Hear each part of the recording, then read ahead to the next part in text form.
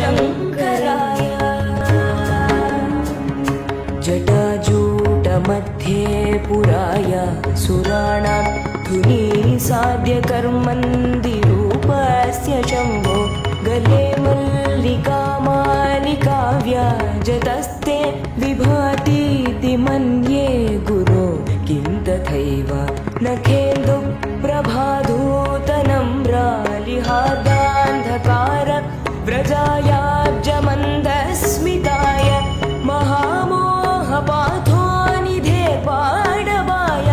प्रशान्ताय कुर्मो नमः शङ्कराय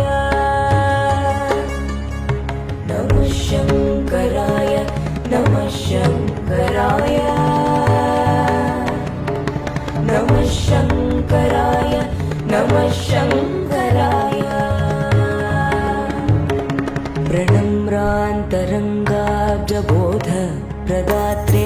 दिवारात्रमव्याहतुस्राय कामं क्षपेशाय चित्राय लक्ष्मक्षयाभ्यां विहीनाय कुर्मो